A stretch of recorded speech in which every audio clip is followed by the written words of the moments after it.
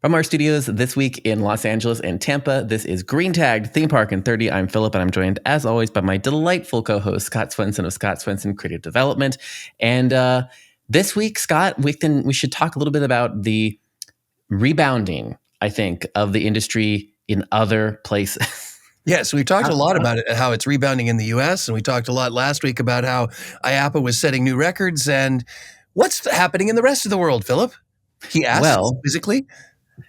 Let's see. So we got research out this week from China, and it looks very exciting. So this came out from the China Daily, and it's their tourism department put together a little study, and they just kind of gave us the highlights of the study.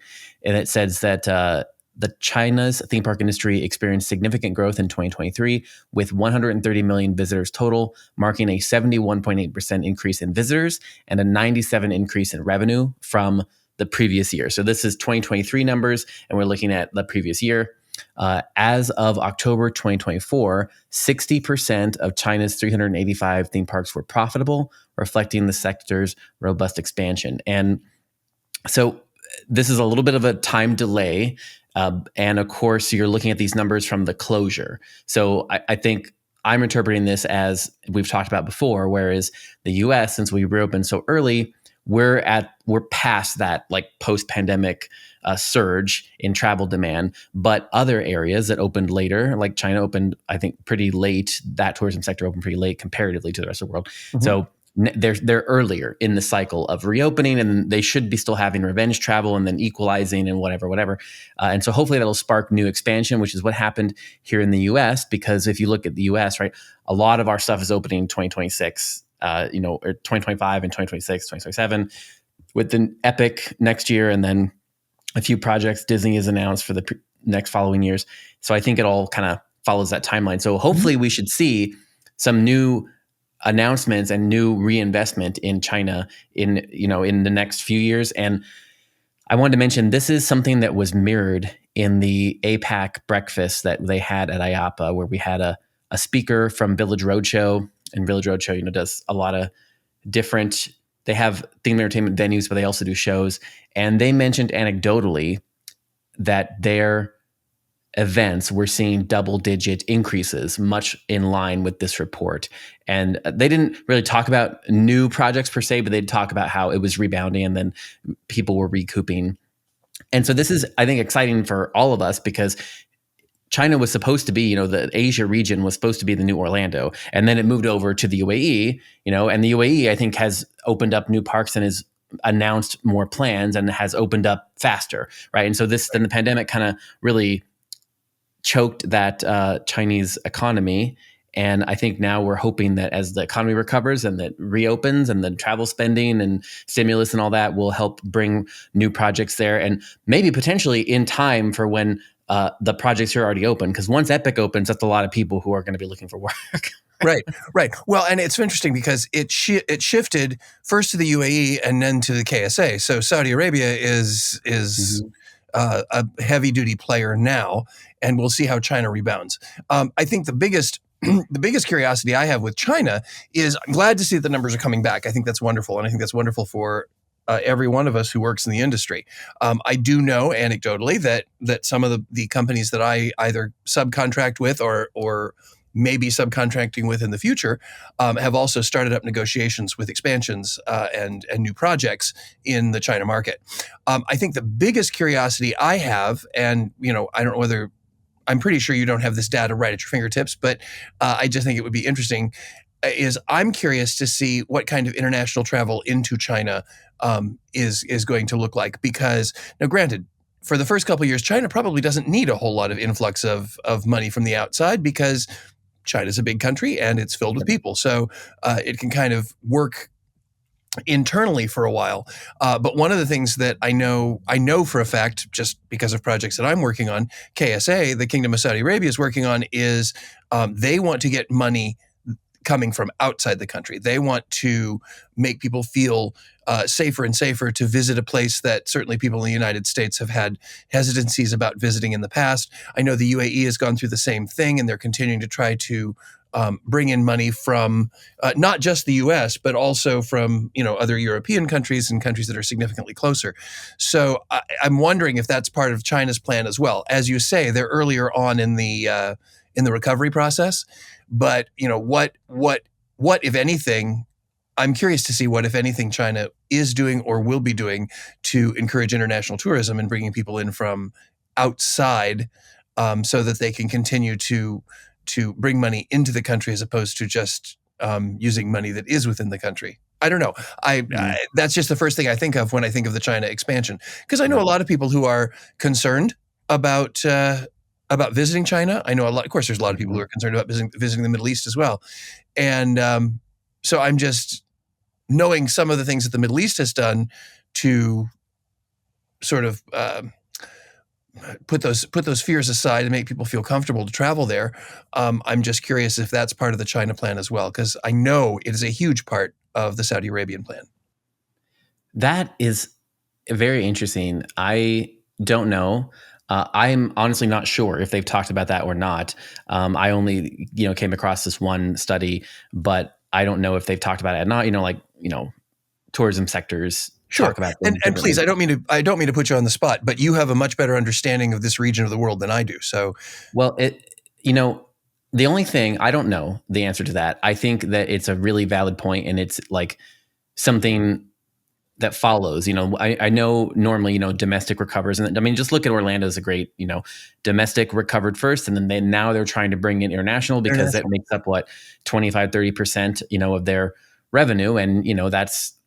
It's making it friendly for that to come in is really essential for tourism. And I am wondering, I think I would guess, just total guessing, that they haven't looked at that yet because of just how much, like you said, population is within China itself. So just recovering the main population going to these things is enormous. But the only thing I remember, and this was back when I was touring other sectors, but when I was at the summit in UAE, which was before you went there, so it's like a long time ago. But I just remember, essentially they were talking about, or essentially there was like some worry with the China at that time with the Chinese development, because essentially it was kind of like people vying for the dollars of the more wealthy Chinese families, because essentially what they were trying to do was pull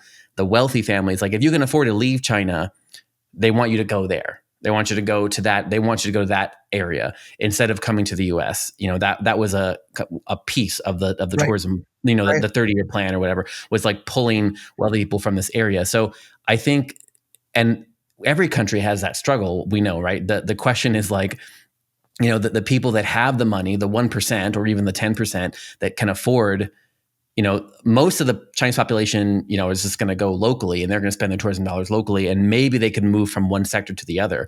But the 1% that really have the money to spend, where are they going to go? And you always want them to stay locally in your country, right? But then you have these areas vying for each other. I mean, a lot of people, I think we underestimate in the U.S. how many people come to Orlando, or they come to the U.S. only and they invest in the dollar just because it's the best theme park capital of the world. But if that shifts to China or to other regions, then are we, there's a lot of that we're losing as well. But so I'm not sure if that's also, or I'm sure that's also in play in terms of how do we keep these, not do we just recover, but how do we keep folks interested in traveling throughout China versus, running over, to the Middle East or to going to Orlando or to London, right? Any of those things.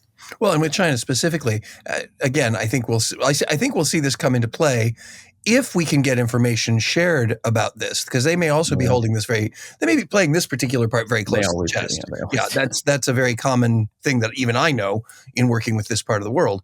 And but we'll see as we move forward in their timeline, because like you said, we're still just at the beginning of the recovery timeline for them, or just past the beginning, coming into the middle of the recovery timeline for them, and we'll see how eagerly they try to bring in the the outside dollar. But you brought up a good point, and that is that their population is such that there's enough to keep these theme parks running in China. And if they can keep, especially the Chinese wealthy, the Chinese, the wealthier Chinese citizens in China, as opposed to traveling to other places like Saudi or the UAE or whatever,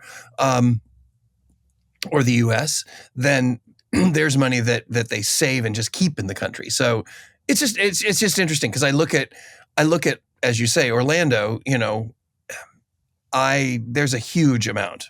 And I honestly think that Disneyland, I think Anaheim is to a lesser degree, but I think that Orlando is, because you can go. First, you can come to the U.S., which has a mystique all its own for people in different countries. Secondly, you can experience the flagship Disney, the flagship Universal parks, all in one trip. Yeah. Plus every other cheesy roadside attraction you could ever possibly want. It's called iDrive. Just right there.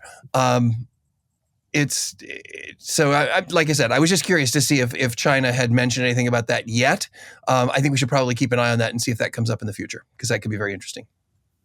Well, our next story, I think, is very parallel to this, but potentially, I think, is a plan to try and attract some of those luxury tourists, which is an interesting play. Again, I feel like it's a little bit like Star Cruiser play. But so the next story is that there's a pretty big new luxury resort opening in Mexico, and this is a project that's been in the works for a while. But this past week, right before Thanksgiving, we actually got the details, like the full details of the rides and the manufacturers and the whole thing, which generally means that it's pretty, it's pretty close to.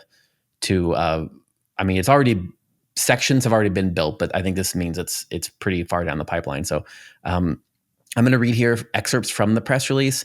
It says Mexico's Grupo Vidanta this week revealed details about its new theme park in Nuevo Vallarta, a reported US $1.3 billion project. So that's US $1.3 billion. The luxury theme park will offer 5 new Vekoma attractions, as well as rides from Intamin and Mack Rides, plus a new dinner show from Cirque du Soleil. Those are big names that are all involved in this project. Key players in the industry. Yeah, BON is the acronym for Beauty of Nature, and the park is scheduled to open in 2026, which is, we just talked about that timeline, but yeah, so Epic 2025, 2026, Mexico is kind of right behind us in terms of opening, and so this lines up. Bon Luxury Theme Park is a monumental leap forward in the world of entertainment, redefining what a theme park can be as the world's first all-generations luxury destination, the executive vice president, Ivan Chavez, said. With its seamless blend of cutting-edge innovation, abundant natural beauty, and unparalleled luxury, VidantaWorld's Bon sets a new global standard for experiential entertainment. Our collaboration with the industry's leading visionaries ensures that the attraction will not only captivate guests of all ages, but also establish itself as one of the most iconic and transformation destinations in the world. Again, I don't know about all of that, but we have names and styles and concept art for all of the rides. I'm only going to kind of just mention some of the ones from Vekoma because they're the largest ones, but they have the Latin America's first double launch coaster. They have a suspended family coaster, a sit-down family coaster, a switchback mine train, a boat ride, and they have, like I said, 4 or 5 other rides that's planned from Mack and whatnot. And the Cirque du Soleil production will be Ludo, and it's set to open in November 2025. And it is housed in a state-of-the-art custom theater featuring a stunning 360-degree aquatic stage. Its innovative production integrates water as a central narrative element, captivating audiences with mesmerizing visuals, gravity-defying performances, and unparalleled gourmet dining experience. Oh. Wow. Oh, he says. Yeah. Oh. Yes. Oh, sounds familiar. Where have I heard this before? Well, it's with food, which is, very interesting. Which is what I wanted, actually. That was what was missing from the O. You're like, oh. Yeah, can we have some seafood? Can we have some seafood while we're watching O? Come on. So I think that it truly does sound like this resort plan has literally something for everybody, from the dual coaster all the way to the Cirque show, to the other amenities they already have on this property, because this is a development. This is like a new phase of a existing development. So there's already infrastructure there. So I think it sounds very exciting, but what I'm wondering is who it's for, because it sounds expensive. Like, it sounds like the admission is going to be expensive, and I'm wondering who it's for, and it makes me think that it might be what we just talked about, which is a little bit like they're trying to pull people who are looking for a destination to travel. Maybe you're pulling people from outside the region, or I guess I don't know enough about the local economy. So maybe I'm my reasoning is off. But to me, I'm like, well, this seems like, pretty expensive, and I'm not sure how much of it's going to be powered by locals, or if it's a play for international tourism. I don't know. Can it compete with other destinations? I don't know. Well, I'm not sure where Nueva Vallarta is, but it sounds to me like this is an attempt to suck audience from either the California or the Las Vegas market. But maybe I'm wrong. I don't know. It sounds interesting. I agree with you. It's, to me, the messaging, because I've also read bits and pieces of this, and the messaging is mixed, in my opinion.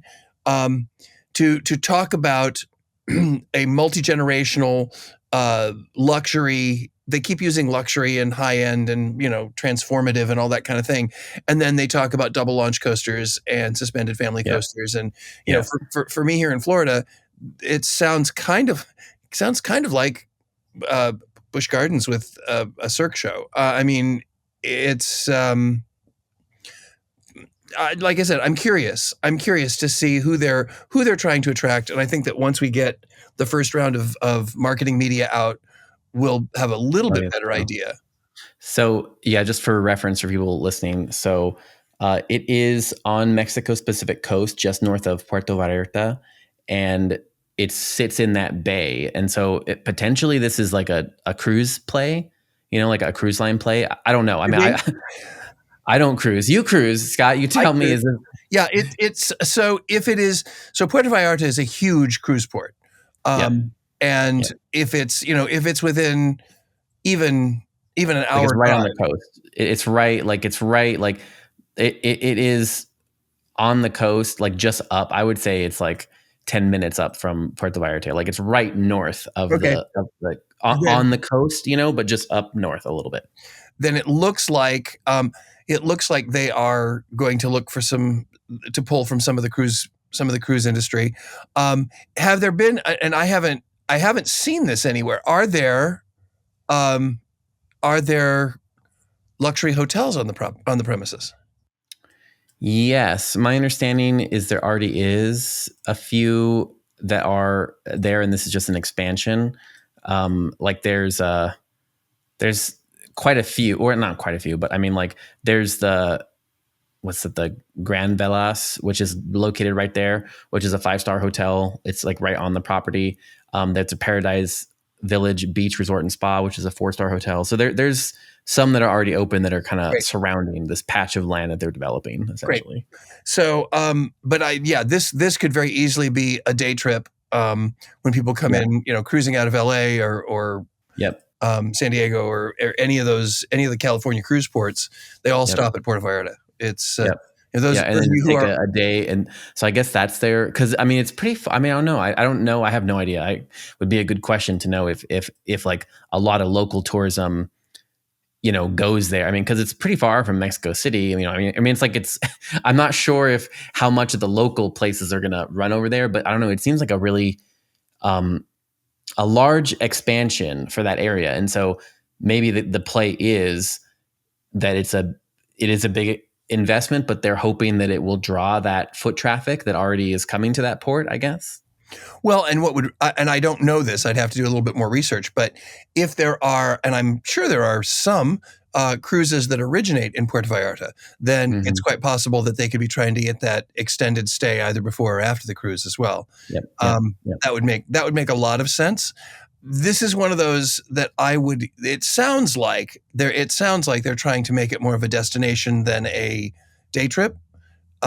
So yeah, we'll see how this one pans out as well, because everything they used to describe it and everything I've seen, even the concept art, has all been focused on the luxury, not a whole lot. Now, I haven't seen the concept art for the coasters and for the rides and such, but for the area and for the Cirque show, the concept art all looks super posh, super high end. and as you say, very expensive. So we'll Yep. see who this targets, and we'll see if it hits the mark. Wow. Speaking of hitting the mark, Mattel Adventure Park has not hit their mark. So this news came out a few weeks ago, but we haven't covered it because IAAPA and a bunch of other stuff. But essentially, Mattel Adventure Park is delayed again. It's been delayed several times. It was supposed to be late 2024, so like this month basically, and they've bumped it to 2025. They haven't given an official date for 2025 either. They just said 2025, and the resort statement said that the VAI resort has greatly expanded its initial vision for the Glendale property. These vast expansions impact hospitality, dining, and other entertainment offerings and remain under construction. Mattel Adventure Park is the key anchor tenant to the resort. To ensure the best experience of our guests, Mattel Adventure Park will open in 2025 as part of the resort's Phase 1 opening. Period. So essentially, it sounds like they're attributing it. I know I read a few other excerpts about it, but it sounds like they're attributing it just to like partly zoning, like as the scope of the resort expanded, there's a little bit of rethinking that needs to be done, I think, and that's where they kind of hit into it, or at least that's their official statement. Right.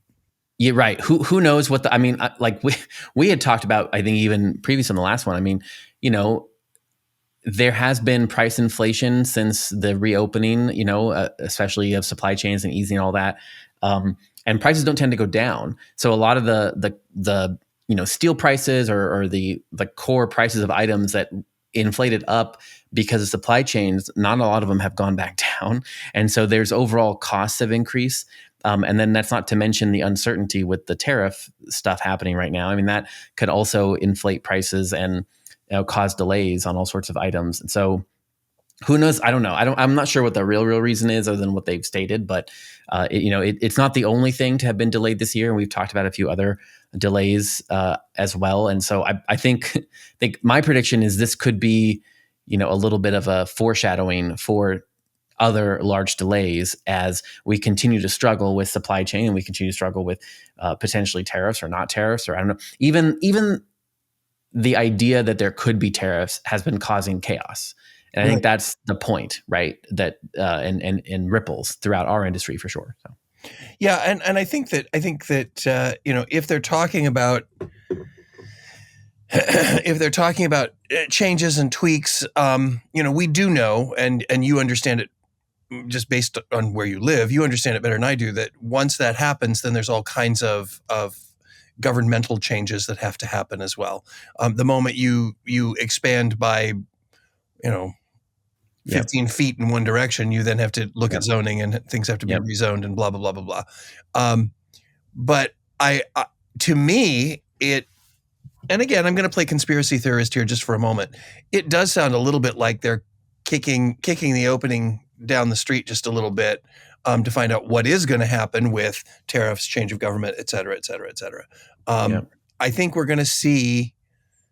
I think we're going to see a little bit of a lull, not just because of the holidays, but because of the change of presidency in the U.S. I think we're going to see a little bit of a lull, just so people can kind of see what's going to happen here. So, yeah, markets don't like uncertainty, right? Correct. And a lot of the capital that comes for these large, at least the large projects, right, is capital, and to get the capital, you need certain markets essentially, or the markets need to be, feel certain about, especially tourism. I mean, like, God, I just feel like a slight wind impacts tourism, right? Like it's like anything that happens, we're one of the most volatile sectors just because, it's like, how are consumers feeling? How much money they have? How much is gas? Like how much, like, literally every element in the economy impacts tourism because it ultimately is something that it's not a necessity.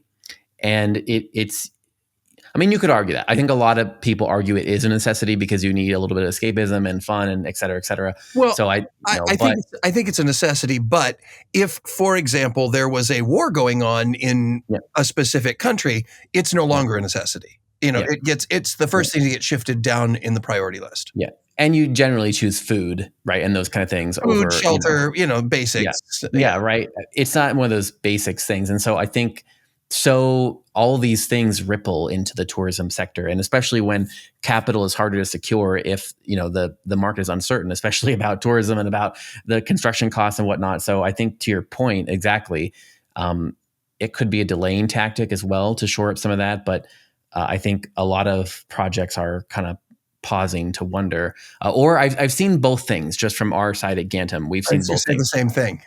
Yeah, we've seen Let's get people stuff who done are. before the tariffs. Let's get it done before the tariffs kick in. Yeah, we have seen a lot of folks trying to push through quotes and push through projects because a lot of the way this works is bidding, right? So, and it's so complicated because some of these projects have so many vendors, right, that are involved. But essentially, every vendor gives a quote, right? And our quotes, I think most quotes are 90 days, but ours are 30 at Gantom.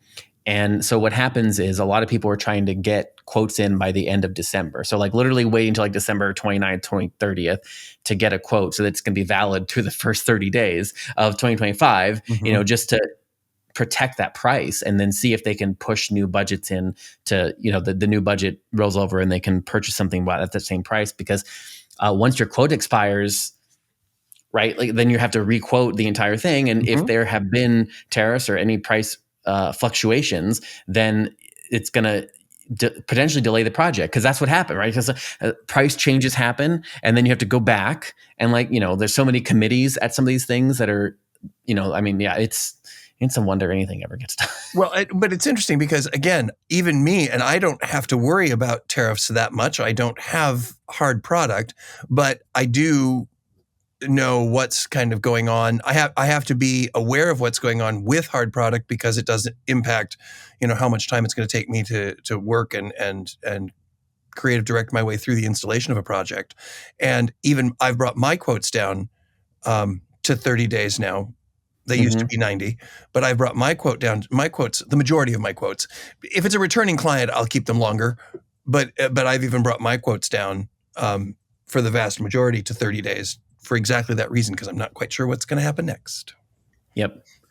Yeah, and it is a balancing act. The people are adjusting their quote times, manufacturers are, but then also it depends on the terms that the customer can get, or if they're going through a fulfillment place, the terms that place can get, because a lot of the larger companies will give their good clients net 90. So it's a weird math game, right? Where you're like, okay, well, the quote's valid for 90 days, and then we have net 90. So potentially, if we wait until the last day, and I have customers that do this, which is why we adjust ours because we're too small. But you see frequently customers do this. Well, they'll push it all the way to like the 89th day that the quote is valid, right? And then they'll purchase on that day, and then they have net 90. So you're extending the certainty out up to 6 months, which is before you actually have to pay, which, I mean, it's a good strategy if you are unsure, right? Which right now, if you're unsure of how the pricing might change in the next, 6 months, and you really want to push it out, then you're going to quote at the end, and then you're going to delay, and kind of just push to make sure that you still have the funding for the project. We don't work that way. We don't. Most of our customers are on prepay, and we only do 30-day quotes, and so we're very much the opposite of that, but again, that's why theme parks, they buy through integrators, right? I mean, that's almost the purpose, in my view, as a manufacturer. That's the purpose a lot of these fulfillment integrators or whatnot, is literally just to serve as a bank and a credit card and a warehouse. And that's what you pay them for. That's what they get the margin for, is like Murphy here, in Orlando here. Murphy in Orlando is like, all they do is really just like you're we ship. You're not in Orlando. I just wanted to point that out. Yeah, I know. I was like, here, no, wait, we're not here. In your brain, you're in Orlando, but in brain, but not in reality. But in reality, yeah, you are in California.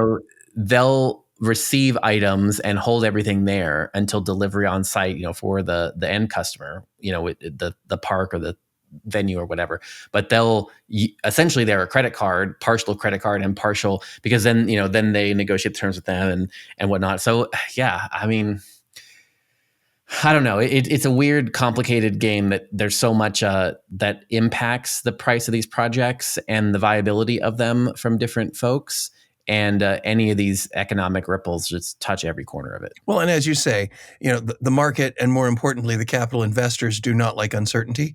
So it's going to be interesting to see how we make this transition. It's going to be interesting to see how things happen after this transition. And it's going to be interesting to see how many of these, I'll call them threats, but how many of these promises made during an election year actually become reality, and how that impacts, quite honestly, the people who voted to put the new administration in. So I have no idea. I don't think anybody does. And I think we're all just kind of biding for time.